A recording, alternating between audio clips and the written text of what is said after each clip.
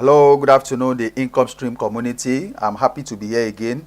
My name is Mayowa Nobanjo. I'm business savvy and digital business expert, and I'm the convener of the DigiCode Virtual Empowerment Conference. And I'm excited because this is session 20. Oh, wow, so far so good. We have covered session 20 since we beginning this conference, and I'm excited because we have a phenomenal woman in our midst this afternoon that is going to be taking us on the business of exportation. You know, if you are looking at how you can make money in foreign currency, business exportation business is one of the way. And I'm excited. I'm excited to have Madam Amara Nnaji in our midst this afternoon. And if you are online, please drop your comments, say something so that we know that you are with us and we are not alone. So, Madam Amara, how are you doing? Fine, thank you, Mayo. How are you? I'm fine. Thank you. It's good to have you on our platform this evening. It is actually evening time here in Lagos, Nigeria, 4 p.m. right now. It's past 4 p.m. So we are in the evening, irrespective of where you are joining us from. Where the DigiCode Virtual Empowerment Conference, we are looking at using the conference to empower 5,000 people globally. And we understand that people are not just looking for information anymore, they are looking for solution. And we believe that by the end of this session we are going to get solution in terms of how we can go about business of exploitation, what we need to pay attention to, how we can go about it. And I know you are a go-to in this aspect. You are a go-to because you are an international trade navigator. So you have the strength, you have the capability, you have everything that it takes to take us on this topic. You are into procurement, exportation, importation, and that is good. So that is good. I know you don't just come across this thing anyhow. There must be a journey. Let us hear from your journey, how you come across this businessman. Well, thank you. You're welcome, ma. I'm actually laughing because I remember how long it's taking you to actually get me to come onto your program. It's been like, and you never really gave up. You just kept chasing me. I'm like, what's wrong with this guy? So, yes, yes, you're right about me being known as the International Trade Navigator. And basically it sums up, there are just two words there: international trade, which is one word, and then navigator. Navigator, we all knows what that means: to navigate, to move from a place, one place to the other, to find your way, to negotiate your way. So as far as international trade comes, that's what I do. I help you move from point A to point B and let you know the landmines, what to look out for, what to watch out for, and what not to do. So yes, you're right about the journey. It's been a journey. It's a journey that started long before I even realized that I was in that journey. So back when I was in the bank back then, but I wasn't in the unit. So I had this person, I had someone who was in, I used to go to her office. I would always go to her office, and her office, you know how banks are. Banks are usually very formal, structured, quiet. But each time you go to her office, it's like markets, you know? It's like this Alaba market. You have all these men, all these, you know, all these traders, all these men, all these traders, they are coming, they are making noise. And there was this particular day I went to her office, and she was on the receiving end. One of the men, he was shouting, he was like, if I slap this small girl, do you know what? You know, he was on and on and on. And then I called somebody, I asked them, I said, what do you, I know the office is called International Trade. That's the name of their unit, quite right, inside the bank, International Trade. But I never really understood what they do. So I Okay. was like, I was looking at like, why would this man be talking to her like this in a bank? I mean, this man, and nobody was saying anything. Her bosses were not saying anything. Nobody was saying anything. So later I got to find out that, okay, so those are the importers. They are the big people. They have transaction with the bank. They have all these containers and all this. They care for their shipping documents, basically for their trade documents. So it's a trade unit, trade documentation and everything, LCs, forms, and everything that has to do with trade. And then the man was getting agitated. Long and short of the story was that that was the first time I could recall getting interested in international trade. I was like, oh, so really, even inside a such place like a bank, this kind of markets, Onitsha market structure still exists. So that was it. But some years later, I moved to another bank, and I had this boss who I was the secretary, but I was basically a secretary, a PA, just everything rolled into one, an executive assistant, and I was working for, my boss was a female. And she had all her children abroad. So whenever it came for school fees, she'll send me to trade foreign operations to go and handle the forms. Form A is what they used to pay school fees for when you're abroad, you know, just like Form M. Form M is an instrument to use for physical trade when you want to import physical trade. So Form A is used for services, payment of fees and other services. She will send me, I'll go to the international trade unit, and you know, I'll see the same thing all over again, all kind of people that you wouldn't expect to see in the bank, all types, all types, the big men, the traders, the dispatchmen, because some of the time the dispatchmen, they also come for this trade documentation. And without realizing it, I found out that I was picking interest. Sometimes I would leave the office when I didn't have much to do. My office was downstairs. These foreign operations were upstairs in another building. So sometimes I would leave my office, I'll quickly run to that place. I'll just go and sit with my friend, because I would sit down and I'll be watching what they're doing. It was always like a marketplace, bustling. It's not like the bank, it was like a marketplace. And like I said, I didn't realize that I was picking up something until further along the line. I left the line of being a PA and I became a full staff. The bank confirmed me, I became a full staff, and then I moved into treasury. Treasury now gave me a wide view perspective of the bank, FX, everything, how foreign trade, everything, how it happens. And I think that was where let me not say that was where. All along also, I didn't know that I was picking up a skill until I left the bank. So when I left the bank, I moved into a telco. When I got into the telco, I moved into a unit that's logistics. So basically, let's call them logistics. That's what they do. And I found out that I saw that the telco, the people in the treasury team were struggling with some issues with banks. And those issues they were struggling with were, basic things that I knew. I had done treasury, I had basically gone around the bank. So I knew so many of those things. And then my time in treasury really gave me an idea of how some things run. So I found out that the things they were struggling with were things that I knew. And my boss also noticed it. My boss at that point also noticed it, and he was like, these things that you know are not what we employed you for, but since you know this, because they found out that I could help when it comes to transactions. I could help when it came to dealing with banks. I could help when it came to dealing with account officers. And then because I had spent time in treasury in the bank, when I got into the telco now, when we have issues with delays in from shipping documents, all those LC things, because usually how it works is that you have an account officer who handles your transaction. And the account officer, we know they are basically marketers. They come in the morning, they go out, they've gone to the field, they come back in the evening to handle your transaction. But I've done treasury. I know basically like everybody in every treasury everywhere. So when I have an issue, I just put out the account officer and I deal straight to the treasury team. And it was giving us a faster turnaround time. So that was my journey into international trade, moving into logistics. And then being that I already had this technical experience from the bank, experience that I had without even knowing it, I brought that technical skill together. And then the operational bit, which was part of logistics, and that was how it kicked off. That was how it kicked off without even realizing it. That's how I started out. Wow. It seems everyone always have story to tell when it comes to how they start their business. I think you have amazing stories to tell too. What I want to do, because of our time, I'm going to stay behind the scene where I will allow you to continue with the business of the day, man. I'm behind the scene here, man. And you have the platform. Okay. Yep, thank you, man. So basically, good afternoon, everyone. I'm not sure we even greeted our audience, did we? Hey, I've done that. It's not late now that remain, man.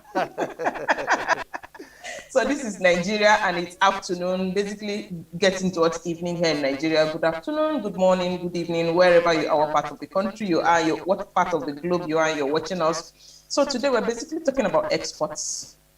Exports, passion, or business. It depends on what it is. For some people, it's different things. For me, it started as a passion.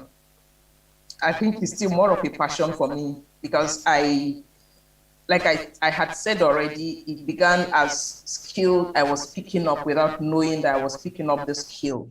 So that's the two streams of export. For some people, it's just passion. Oh, they're interested in seeing this happen. They're interested in doing this. Oh, my friend has moved to Canada. She says she cannot get stockfish and she wants me to be sending stockfish to her.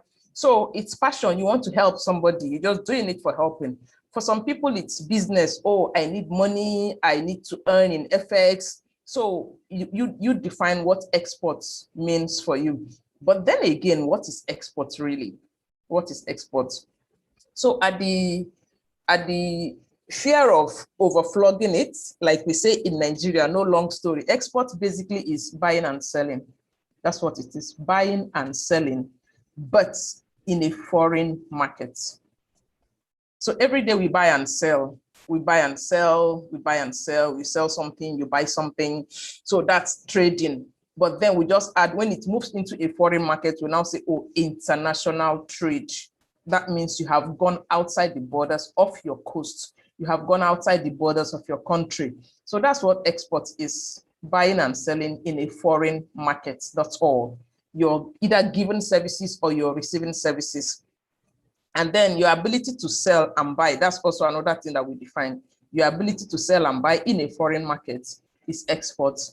Now, I'm going to tell a story. I like telling stories a lot. So I'm going to tell a story about mindsets, two kinds of mindset. So we already know that, well, it depends on where you are. Once again, if you're in Nigeria, I want to believe that most of my audience are majorly Nigerians. So if you're in Nigeria, we know that everybody wants to disappear. Nigeria is this, Nigeria is that, Nigeria is, oh, it's harder than Sodom and Gomorrah, it's this, it's that, nothing good can ever come out of it. So you know all the stories that you tell yourself. But now I'm going to ask you something, and if you've never paid attention to it prior to today, please begin to pay attention from today.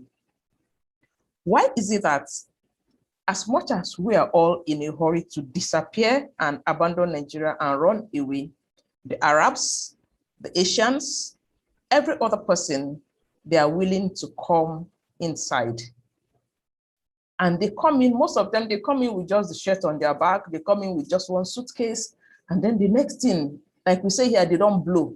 You know, they've set up factories, they've become big men, they live in Ikoyi, they live in VI. These are the people that just came in from the airport wearing one shirt coming into the country. What is it that they are seeing that we are not seeing? What is it what's in it for them? Are we looking at two different countries? Is it the same country? I mean, what are they seeing that we are not seeing? So that's the question you should ask yourself. It's a mindset thing. So you begin to tell yourself that nothing good can ever come out of Nigeria. You tell yourself that, oh, all the doors are closed. Oh, except I know somebody in Aso Rock. Oh, except my father is this, nothing can ever happen. Oh, how can I even get into a foreign market? Oh, the ports, they say the ports is this. Oh, I don't want to deal with cost. You can tell yourself all the stories. But like I say, I could sit down here and name some major supermarkets across Lagos alone. They are owned by Asians. People who came in without anything, just came in with the belief that there are gold on the streets of Nigeria. I mean, look at, we're like the largest market in Africa. So basically what it means is that anything will sell. So your mindset goes a long way in determining how it works for you. If your export is going to work, it's still a mindset thing. If your export is not going to work, it's still a mindset thing. If you tell yourself, oh, some of you you've never been to a port, You don't even know, you've never seen a custom officer before, but you already have told yourself that this country, nothing, no go work. They say, so all the stories you tell yourself, that's when I said about mindset change. Everything you tell yourself is true. Everything you tell yourself is true, whether it is that it will not work for you, or be that it will work for you, it is true. So whatever stories you sell to yourself, your mind will buy it. In this journey, as you look at exporting, a foreign market, some people come to me and they say, oh, we want to export, we are looking for buyer. And you begin to ask, you say, is the main issue getting a buyer? If you get a buyer now, what will you do with the buyer? So that's the question. If I give you a buyer now, say, okay, take, this is buyer, this is Mayowa, he wants 10 containers of ginger. What will you do with him? Do you know what to do with him? So that's the question. Mindset. First of all, you have to fix your mindset. You have to change the things you believe about yourself. You have to ask yourself once again this question, that if these people come into this country every day, they are the people that we love to hate. We love to hate them. We say, oh, these corrupt people. But truthfully, look at it. One of the best radio stations in this country today, in fact, 2 or 3 of the best radio stations, and even it's owned by one of them. We were all in this country, everybody was speaking phone, everybody were looking for English radio stations. And this man came in and discovered that pigeon could sell. Prior to today, people did not believe that pigeon could sell. So they did not believe that, oh, I can do a radio station in pigeon and people will listen to it. But today, this man came and he is big. So what are we talking about? So that's what I'm telling you about mindset. In your bid to export, it is all in your mind, what you tell yourself and what you believe. Now I'm going to tackle some of these issues. I'm not going to lie to you and say, oh, there are no issues as you seek to export, that there are no issues. That will be telling you a lie. There are issues and there will always be issues. Now, ports, that's like the major issue, ports.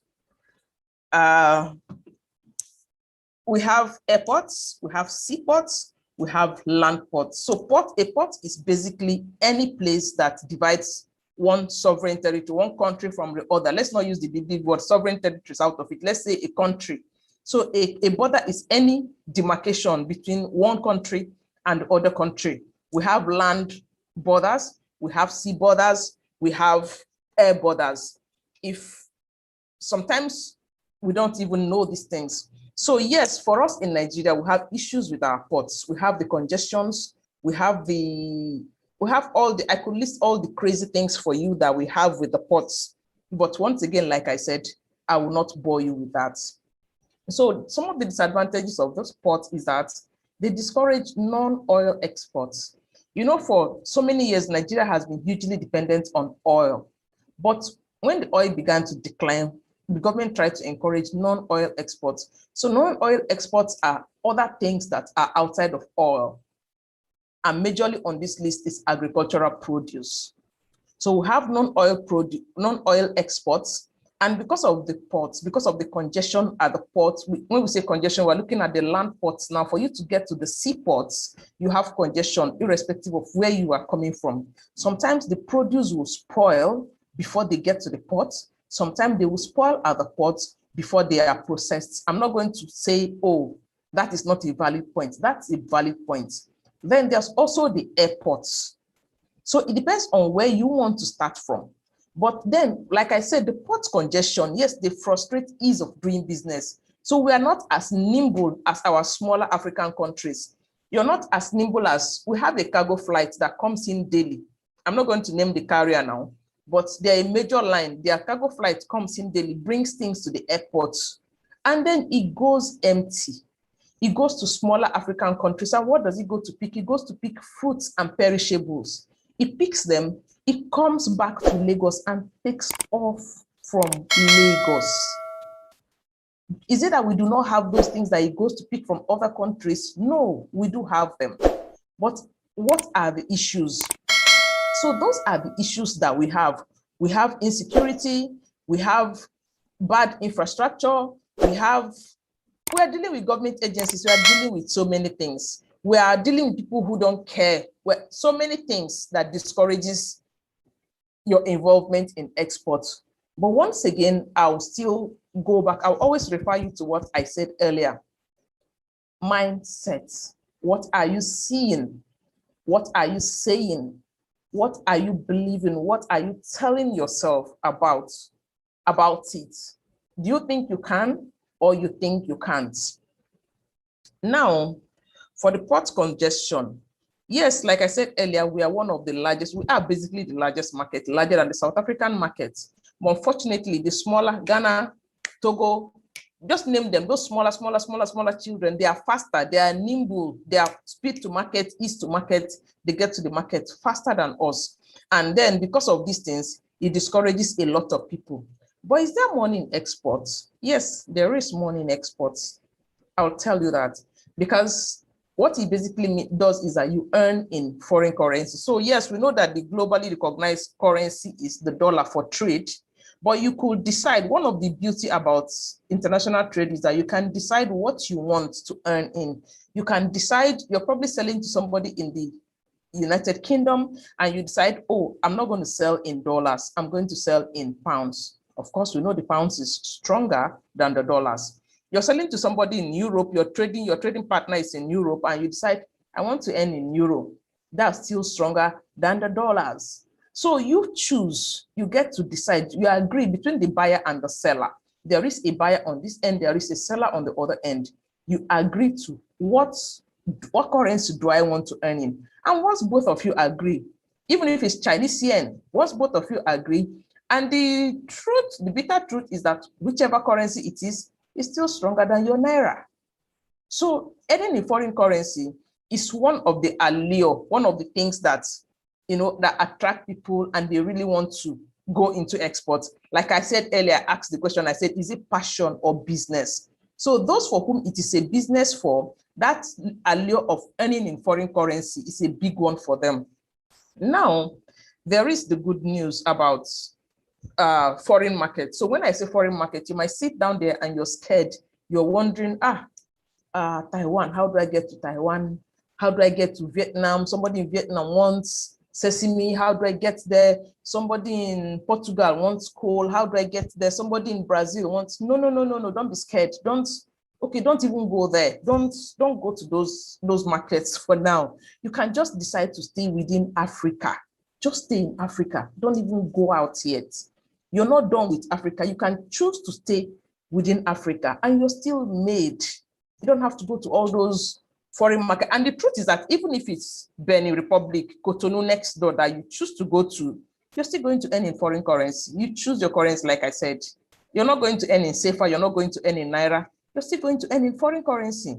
So you can choose your markets. Now for Africa, like I said, we know that we already have our issues. But then the good thing is that with the African Continental Free Trade Area, which Nigeria has become one of it, so far we have 35 countries in Africa that has become members of this African Continental Free Trade. I'm going to be calling it AFTA because that's the easier way for me to call it. So members of AFTA, Nigeria has become one of them. And what it means is that there's going to be ease of doing business. For now, paperwork, there's still so much discussions going on behind the scenes, stakeholders, meetings every time, every day. There are so many things on the table, but it's already operational, starting with Ghana and Kenya. Those people started earlier before Nigeria even decided to join. And the headquarters is in Ghana. So with African Continental Free Trade Zone, you can actually stick within Africa. You can trade easily. There's ease of doing business. Goods will pass, and it's not just goods, services also. So like I said, once again, you do not have to go to one foreign market outside of your continent and be wondering, oh, how do I get to one Oyibo man that I cannot speak his language? I mean, basically, even if it's Benin next door, you still can't speak French, except you get a translator, or you can speak French. So once again, I'm going to be going back to mindset. Because if you're looking at the man who is in Brazil and you say, oh, this Portuguese, I don't understand it, and you say, oh, somebody who speaks Spanish somewhere in Brazil, if you're going to be dealing with, if you choose to go to Togo, which is a day's journey from here, you're still going to speak French. So you're going to work majorly on your mindset. But like I said, you can stay within Africa and still make what you want to make. Now, I'm going to talk about the role of government agencies in export. So at the ports, I've already explained what a port is. A port is a border. A port is a terminal where goods and services pass through. So we have the land borders, we have the sea borders, we have the air borders, and then there are terminals. So we have this, when you ask anybody randomly now, what do you know about port? They'll say, oh, customs. But it's not just customs that are at the port. Yes, customs are like the landlord. Basically, they own the port because they are vested with that responsibility of trade facilitation. They are like our landlords. But there are so many other government agencies at the ports that help the facilitation of trade. So it depends on what you are doing, depends on the area you want to go into. You want to go into chemical and all those other things. You're dealing with NAFDAC, if you want, there's NDLEA, there's so many of them, there are customs, but I'm going to narrow it down and we're going to talk about quarantine services. They are called Nigerian Agricultural Quarantine Services. That's their name. That's one of the major agencies that handle non-oil exports as it concerns agriculture. Now, what do they do? Quarantine, I'm going to be calling them quarantine, but please do know that their name is Nigerian Agricultural Quarantine Services. So quarantine, basically what they do is they are established to manage, prevent, ensure that we do not have pests and diseases as it concerns plants, plant products, animals, any way that pests and infections can come into a country, even if it's basic things like wood. Like some of you know what a pallet is. Pallets, the one that they put things on top at the port. You don't even have to, you might be wondering, oh, I've never been to a port before, what is she saying? So we basically see pallets every day, I see pallets every day, everywhere. So once again, it's focused, it depends on what you're looking out for. So pallets are not just at the port. I'm trying to describe it, I don't know how to describe it. Pallet, a basic thing like pallets still falls within the purview of quarantine.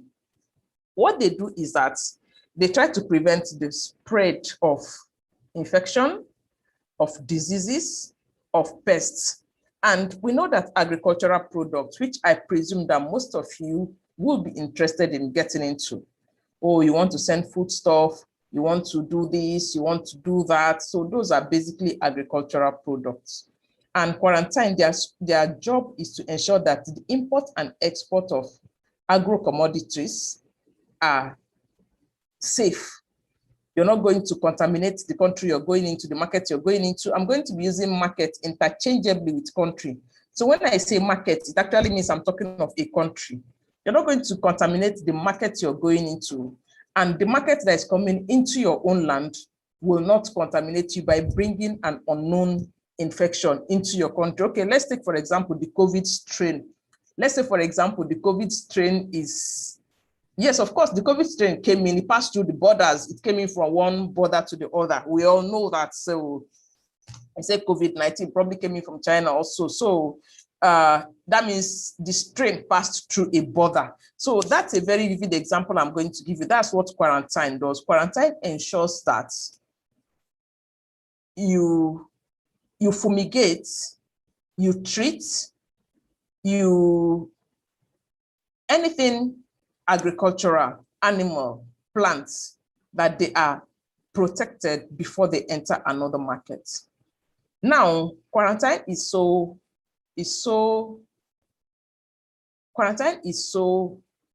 I don't want to use the word serious. I'm trying to look for another synonym. Quarantine is so, their responsibility is so heavy that if you do not get, yes, important, thank you, simpler words. Their role is so important that if you export, if you get into a foreign market without meeting the basic quarantine conditions, your shipments could be impounded, your shipments could be seized, you forfeit that shipment. So there's a quarantine certificate, they come for inspection, they look at what you're exporting, and they give you a certificate.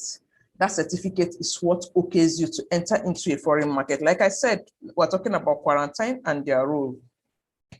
Now, quarantine, they maintain 24 hours presence. They're not like customs. Customs doesn't work for 24 hours. They are my people. If you know that customs are my people.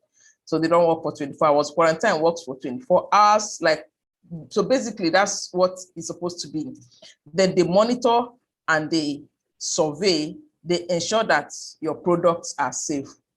Now, in addition to that, they conduct laboratory tests. We're going to use an example. We're going to break it down and use one product for an example. Let's look at Snail. Snail is a non-oil export. It's an agricultural export. It is, so when we say agriculture, you're probably thinking it's something that you're plucking from a tree or a plant. Snail is one of them. Now, snail, there are some countries that take snail. There are some countries that, different countries have their specifications on what they want, how they want it. Some countries can allow you to bring it in live. Some countries do not allow it live. But then for all of them, there are, even before you could export from here, there are conditions that you have to meet. Now, again, I'll say something. Earlier, I had asked you, is it passion or is it business? So if it's business, the way you're going to be taking it is not the same way with somebody who is just having fun. Somebody for whom it's a passion. Oh, they're just playing. Oh, they're just experimenting. They want to find out. We just want to do it and see how it goes. That's not what it is. So for you who is looking to be a major exporter of snail, what are the things that you should do? There are things, we all know that snail is everywhere. They are one of the things that they grow they multiply geometrically like pigs. One gives birth to, so that's what it is. Now, what are the rules for snail if you need to export that one? For EU, European Union, your snails can go to within the European Union. Snails, they survive in both natural or conditioned environments. There are two types of snail farming, the indoor and the outdoor. So for the indoor type, you raise your snails in pens inside the building. So you've conditioned it, you've created the artificial environment for them, the kind of environment where they will grow, where you will breed them. You give them different things to eat, and they are raised in shelves, in boxes, in trays. Now for the outdoors, they are raised by farmers who has little control. They are in pastures. You have a farm or you have something, the snails are just everywhere. Now the thing is that before you can export these snails, what are the requirements? You have live snails, you have enough food and shelter to grow them, you have the materials to build a pen, you have your site location, because for the site location, you should also consider the soil type. What kind of soil? So there's a specific type of soil. It's not just every soil that you put in there and you expect your snails to survive. There's moisture content. There's the direction of the wind, as minute as, some of these things is that until you get involved, you never know the things that you think they are inconsequential, or the things that you think they never matter. You begin to find out that they actually affect your own trade, your own business in a big way. So direction of the wind actually counts, lime contact, then the temperature of the environment. Now, the exporter, before you export, and once again, when we say export, please, we're not talking of you've packaged 20 pieces of snail in a pack and you're sending 5 kg of snail, you're sending it to somebody who is traveling and say, help me give it to this person. No, that's not what we're talking about. We're talking about you trying to make a business, you starting a business, you building a business out of this. So you have to be registered first with quarantine. You have to be registered with NEPC. NEPC is Nigerian Export Promotion Council. It's a council that's in charge of exporters. They help exporters, they help you with knowledge, they help you with reach, they help you with things, basic things that you will know. Of course, you say, given that before you even get to that stage, you already registered with CAC, because that's the first stage. That's where you incorporate your company. Now, for the snail, before you export, quarantine must always come to your factory to come and inspect them. Only matured snails are allowed out of the country. So you do not just pack them, like what we do with chicken. The chicken is 3 or 4 weeks old. You pack them, you take them to fast food and people are buying and we're eating here. No, only matured snails are allowed out of the country. And please, once again, for everything that I'm saying, we know that you probably know another way of doing it, which is not this way, which is not the right way. But once again, my audience, I am talking to people who want to build a business out of exports. People who want to do it the right way. People who want to say, we die there, we see the end of it. Not just, I need to pay house rent next week, make I just sharp sell. No, those are not the kind of people we are talking to right now. Those are still passion. You're doing it for subsistence. You're doing it for what you want to get out of it, not for the long haul. But I'm talking to you, somebody who wants to build a business, somebody who wants to make an impact, who wants to say, yes, as much as I want to earn in FX, I also want to see this thing grow. I want to leave a legacy. I want to do it right. So doing it right means that you must be ready to get involved in all the drama. And I tell you, there's drama. There's headache. There are some days that you wake up and then you don't want to do again. You really don't want to do again. As much as I like what I do, I love what I do. And like I have said when I started the introduction of,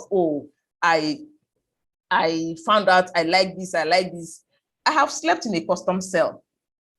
So there are some days that, okay, I didn't spend the night there. It was night, but I was billed. So I have been inside a custom cell. And in case you didn't know, customs has the power to lock you up.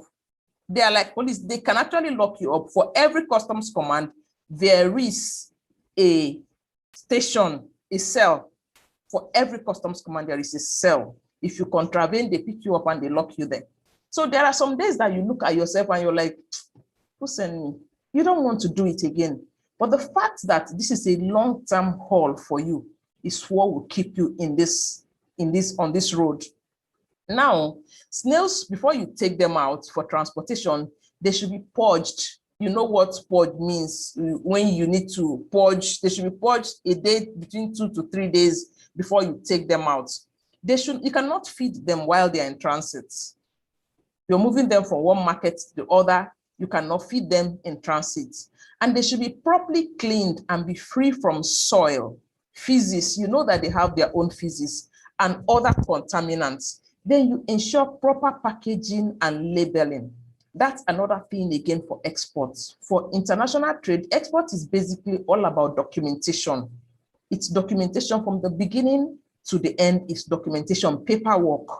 You ensure there's proper packaging. There are so many on a single product. I'm looking for an item to pick up. For a single product, the next time you go shopping, you enter into a shop, please pick up one item and look at it. I know that the easiest thing that we all see is the barcode, but forget the barcode.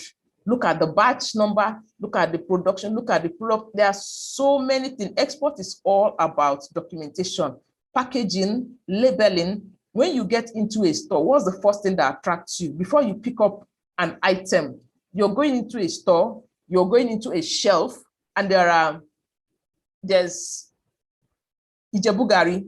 You've walked into a shop and they have a shelf where they sell Gari.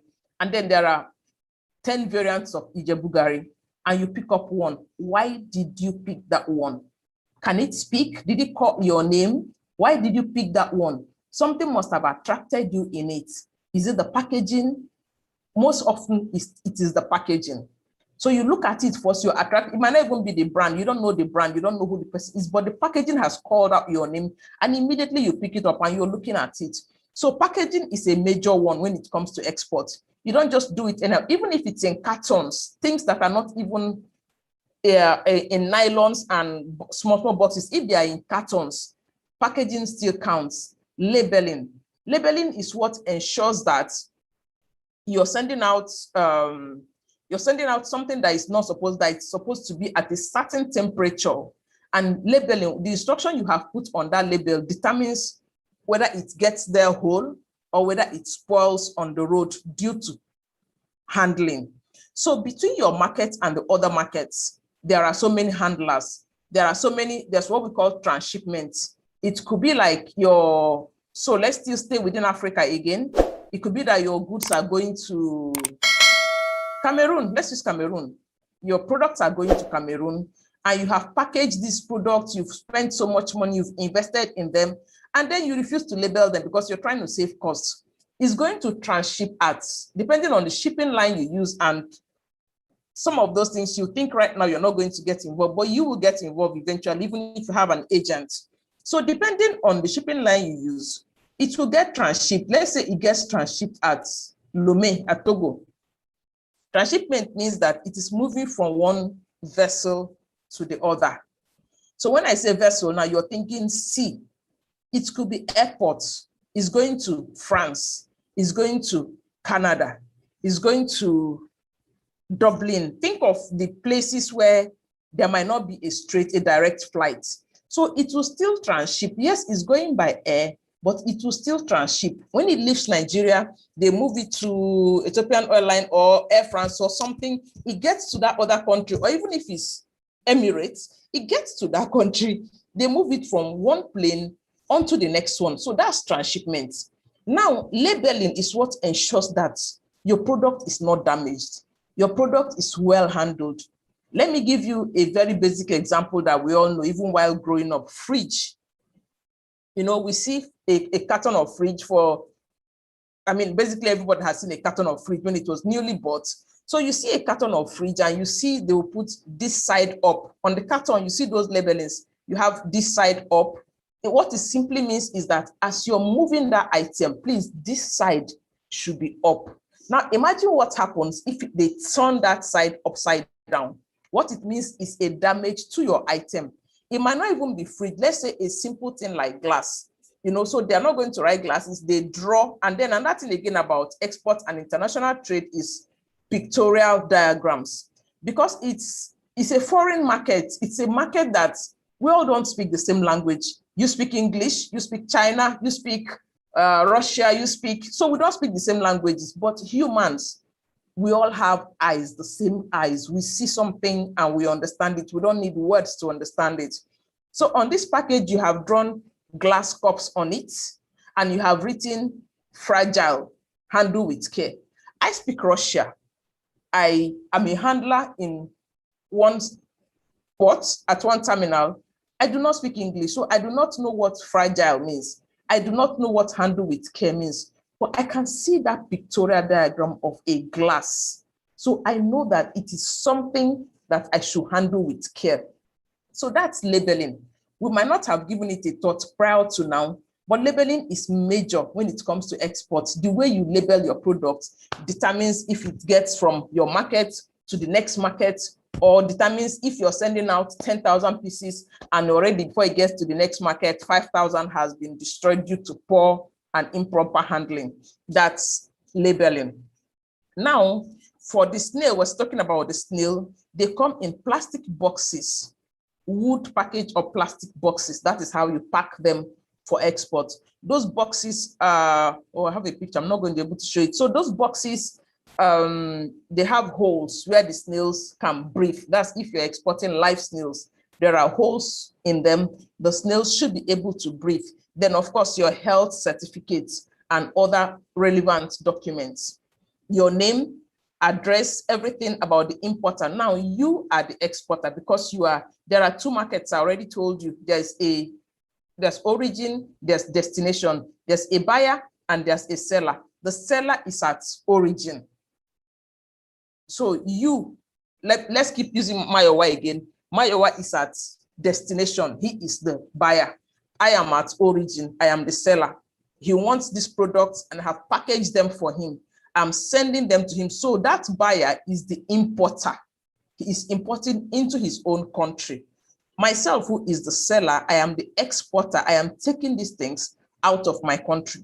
So my responsibility as a seller is to ensure that all information, all correct information that will help Mayowa is listed on his products. It's not going to be a one-off. It's not, oh, because I've collected the money from Mayowa, I don't care whether he gets the items. I don't care if they get to him in good time. I don't care if they get to him in good order. It's not my business. I have collected the money. No. So the issue remains that if I want to do business with Mayowa again, if I want to retain Mayowa, if I want to, oh, after this time, he receives the goods and he says, oh, this is somebody I would want to do business with again. You think the way you would want him to treat you, and that's the way you treat him. Ensure that all proper labeling, all proper packaging, all information that he would use after receiving the items, that he will use to clear the items, that you give them and you get them across to him. And it's not just that. In export, we also have what is called after-sales service. I know that as Nigerians, we are not big on after-sales service. We're not even big on customer service, talk of after-sales service. So for export, there is after-sales service. I keep following up with Mayowa. He's my buyer. Yes, I have shipped this thing. It has left my country. But what if after leaving my country, it is stuck at another port? That port is not his country. It is not my country. Do I go and sit down and say, I've sent it to you, sort yourself out? Do I do that? Or do I help? Do I call him? Do I find out the issues that he has? Do I find out a way that I can even help from origin? Talk to my own agent and say, oh, this my seller has not gotten this. Can you? Because there's also a large role that your agent plays in export. It's not just you. So when we say export, you're not the person handling it. You're not the person going to the port. You're not the person, you have an agent. That person is licensed with customs to handle port services. So that is the person that you'll be liaising with. You have an agent. Mayowa, the buyer, has an agent. So you will be talking to each other. And your work never stops until he has received his consignment, until he has cleared his shipment. That is one other big after-sales service that you should keep in mind, because in your speed to market, oh, I want to sell, I want to sell, I want to get FX, I want to get dollar, I want to get euro, and the person pays you, and typical Nigerian that I just go to bed and sleep. That means you're not looking at it as a long-term business. You're looking at it as pleasure, something that you just want to do when you want to do it. Now, for labeling for Snail, it must be in compliance with the Standards Organization, SON regulations. SON is Standards Organization of Nigeria. They are in charge of most of the regulations for general goods, commercial goods. So your labeling must comply. It must include date of production. You say, oh, is it not Snail? Does it have production date? Yes, it has production date. So it must include your date of production, shelf life. Now, for those of you who are selling not live, you're not selling the live snail, you've packaged and you've processed them, it must include a shelf life. How long would it last on the shelf? That's what we also popularly know as BB, best before. So you say, okay, this is the time length that it will stay on the shelf. It must include details of you, the producer. So let's assume that the seller is not even the producer. So I am selling to Mayowa now. I probably have a farm somewhere here in Kaduna State. I have one large farm where I produce all these things. So you see that I could be a producer and I could be a seller. Now also it could be that I am selling to Mayowa, but I do not produce. I buy from some other person who does wholesales. Let's say I'm just starting out.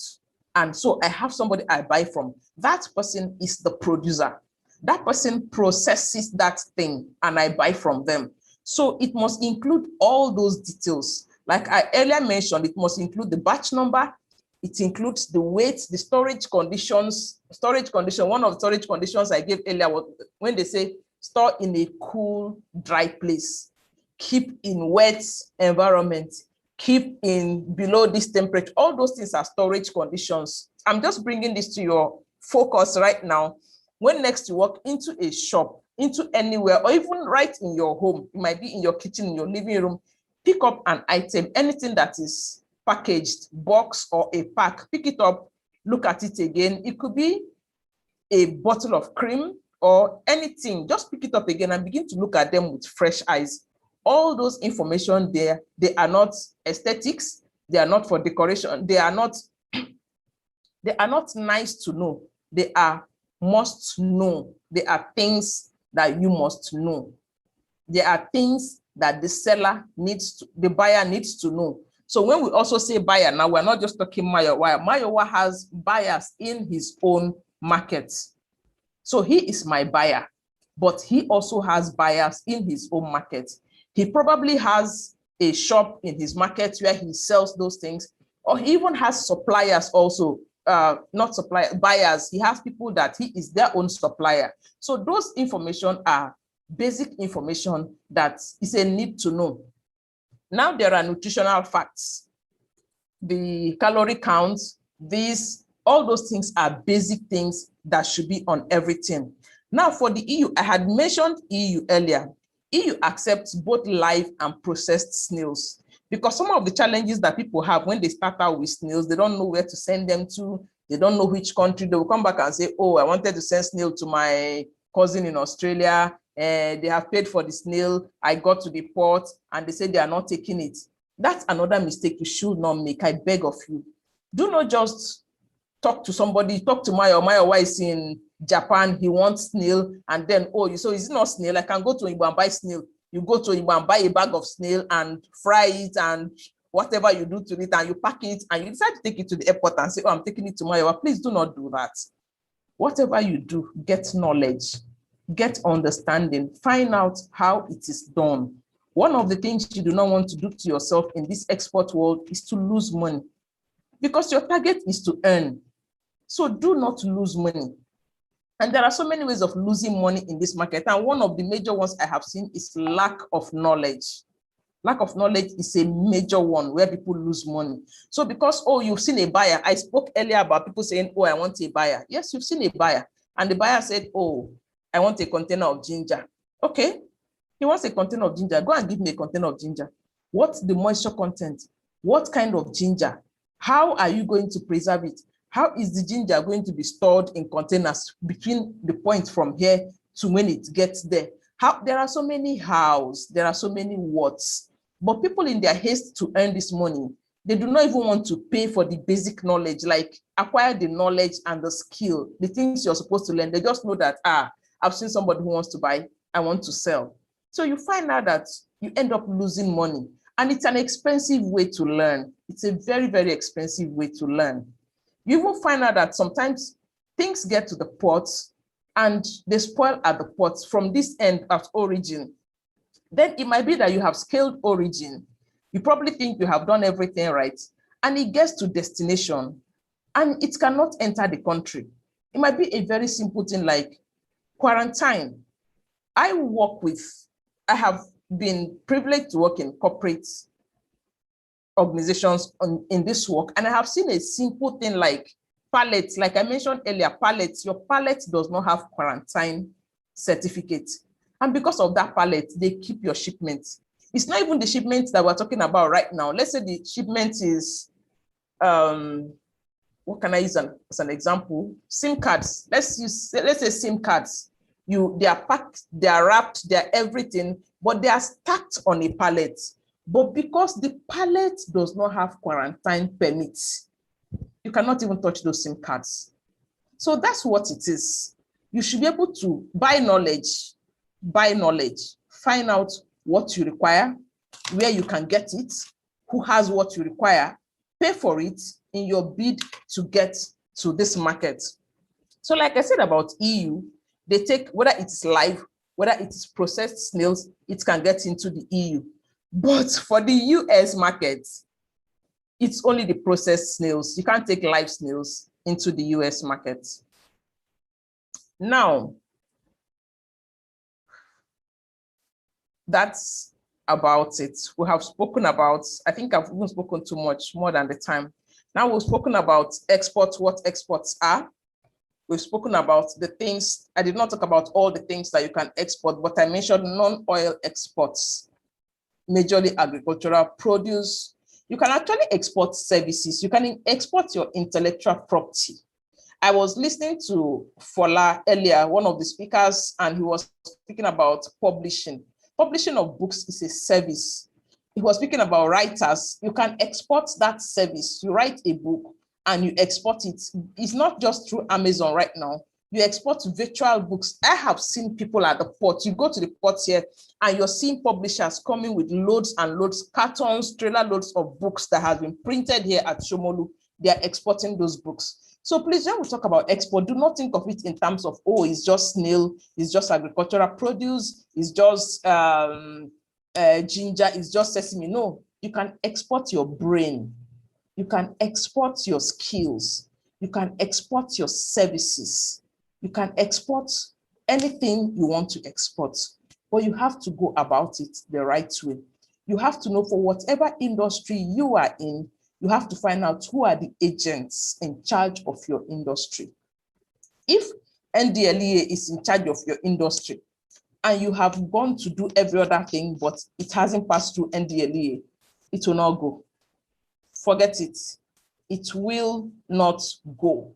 So once again, when people look at the ports, they think, oh, it's about customs. It's not just customs. There are so many other agencies. Find out who those agencies are. Find out what is required. Get a broker. You must have a broker. You cannot do it alone. You need a broker. Always, always need a broker, because the broker is the person who is experienced at the port. The broker is the person who practically lives at the port. He deals with these people. The broker is the person who will guide you. So you really have to be willing to, invest. It's a business. You have to be willing to invest in it. That's all for today. Moyowa, I think I'm done. I'm here. Thank you so much. We have a lot of comments and we have a few questions too. Who's this? Okay, we have questions. Okay, let me start with the Nabuefe Okondu. He's asking, what is the minimum export capacity requirement? I don't know whether it's for the Snail or any other one, but if you can specify the business the business you are talking or you are referring to, maybe you should just let us know. But it's asking, what is the minimum export capacity requirement? Maybe for the Snail, I don't know. He's also asking, what about dry fish, dry catfish? Yes, he can also. What is what about dry fish? Is it, can he export dry fish, or how can he export dry fish? That is what he's asking. Can he export dry fish? Yes, you can export dry fish. So long as you adhere to this standard. So there are always international standards like the food handling. There are standards each country. So one other thing again I didn't talk about is rules of origin. We can't talk everything. We can't say everything about. We can't talk about everything today. So there are rules of origin. Rules of origin basically means that I am in Nigeria and I'm exporting to. Moyawa, give me one country now. Let's say Brazil. Let's go Brazil. Where? Brazil. Okay, I'm exporting to Brazil. And then you say that, oh, in Nigeria, this is how we do it. No, this is not how you do it. This is how we do it simply means that you have scaled Nigeria as origin. Don't forget that, okay, you have scaled Nigeria. Rules of origin. It means that in Nigeria, what are the things I am supposed to do? I just gave an example with quarantine. If your item is supposed to be inspected by quarantine and you have done every other thing, but it wasn't inspected and cleared by quarantine, it will not go. It will be impounded at the ports. Now, that's one basic rule of origin. Because one of the rules of your origin says that quarantine must come and inspect this. They must issue you a certificate, a clean certificate, and say, oh, we have inspected this and you have met the standards, and this is how you are supposed to package it, and you have packaged it like that. So those are rules. So it depends. Now there are two rules. There are rules of origin, which applies from where this thing is originating from. One of the even very simple rules of origin is something like, say Nigeria prohibits exportation of maize. That's a rule of origin. You can't take maize out. So you have to find out what the rules are for the market that you are going into and for the market that you're coming out from. Once you know those rules, then you can start talking business. Okay, thank you so much, Ma. I have a question. Like, how do you handle payments? Because I I could remember someone reached out to me a few days ago and was asking me, he want to make payments. I mean, he want to get payment from someone he want to deliver products to in Egypt, and how will he be able to go about it? And I'm novice in the exportation business, so I was unable to answer, to give her any accurate answer. So how do you handle international payments for in exportation? So there are different payment methods. Like I spoke earlier, I remember when I said back when I was in that my first encounter with those people in the bank, where all those traders, all those men, I like calling them Alaba traders. You know how I said so those ones, so there are LCs, letters of credit. Then there are bills for collect. There are so many types. There are direct transfers. There are, depending on the relationship between you and the seller, so I'm the seller, you are the buyer. Depending on the relationship between both of us and the level of trust, there are even open accounts. So open account simply means that I give you these goods and I say, take my over, take them. I trust you enough, go and sell them and remit my goods and remit my money to me. But unfortunately, Nigeria being what it is today, we have very few. If you have people who still have open accounts, maybe they've probably been in business with the same supplier for years, 30 years, 20 years, and all those things. So there are different payment methods. But again, like I said, there is direct transfer. Direct transfer. Okay.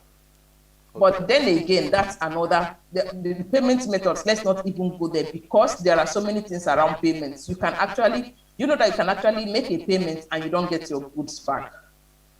Really? You can pay someone, yes, you can pay someone and then the person disappears on you. You don't get your goods, or you even get something else that's not what you paid for. Now, what do? Are you going to return them back to Brazil?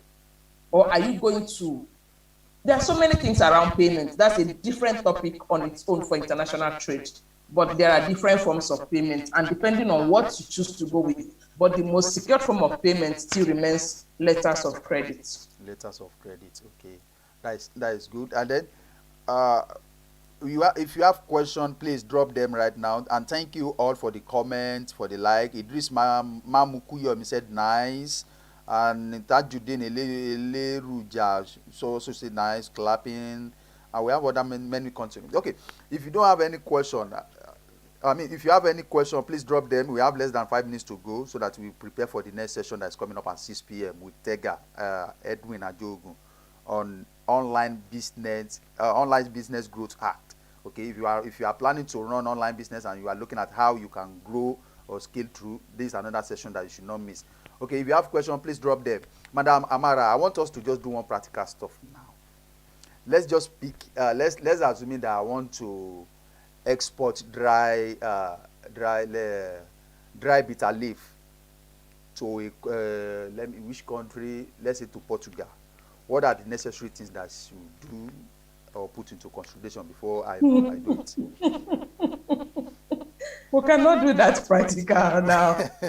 We cannot do that practical because you're presupposing that we should know what the rules of origin and destination are. Right now, I don't even know what the rules of origin for Nigeria is when it comes to dry bitter leaf. Okay.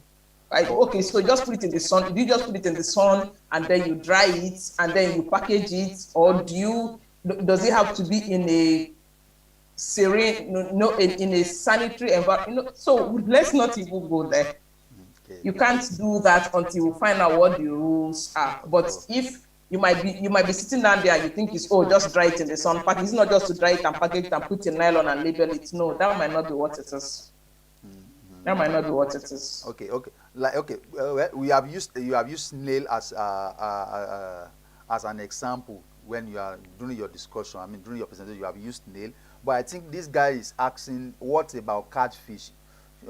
Is it possible that yes, the guy that is still asking about catfish, yes, you can export catfish, but I already said that there are rules for handling. There's something called HACCP rules, and depending on countries, maybe New Zealand, USA, there are countries that are more stringent. There are countries that do not even allow you to bring in these things, food, those kind of fish, food items. Then there are ways that it could come in. Let's say it might not even come in as whole fish, it might be, they might be calling in as fish fillet. You pieces them and you package them in small, small pieces. So there is smoke content. There is the way that he smokes it here.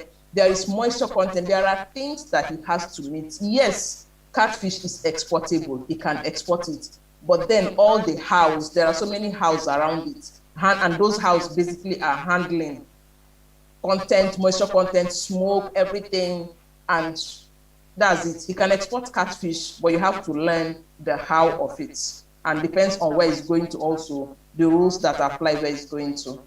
Okay, I think that solved the problem. I mean, the question out.